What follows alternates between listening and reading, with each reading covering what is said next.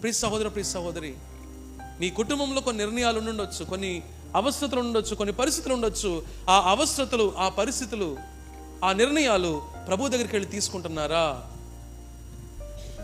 ప్రభు దగ్గరికి వెళ్ళి తీసుకుంటున్నారా?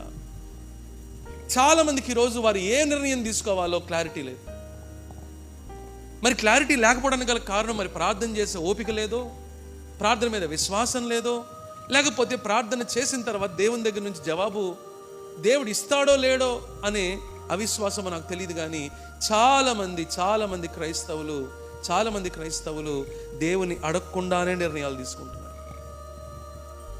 దేవుని అడగకుండానే. అది వివాహ విషయం అయి ఉండొచ్చు. వాళ్ళకి అనిపిస్తుంది, వాళ్ళకి నచ్చుతుంది, ఇక దేవుని చిత్తమే అని చెప్పేసి అనేసుకుంటారు వీళ్ళే.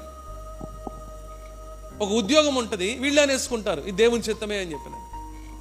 ఒక వ్యాపారం ఉంటుంది, వీళ్ళే అనేసుకుంటారు దేవుని చిత్తమే అని. నువ్వు ఎలా చెప్తావు దేవుని చిత్తమని? దేవుని చిత్తములో వెళ్ళినప్పుడు నీకు శ్రమ ఉంటుందేమో కానీ సహాయం ఉండకుండా ఉండదు.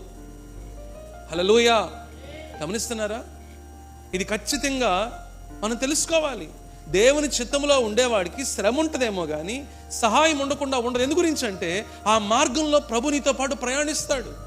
ఆ మార్గంలో ప్రభు నీకు తోడుగా ఉంటాడు. ఆ మార్గంలో ప్రభు నీకు సహాయకుడిగా ఉంటాడు. ప్రియ సహోదర, ప్రియ సహోదరి,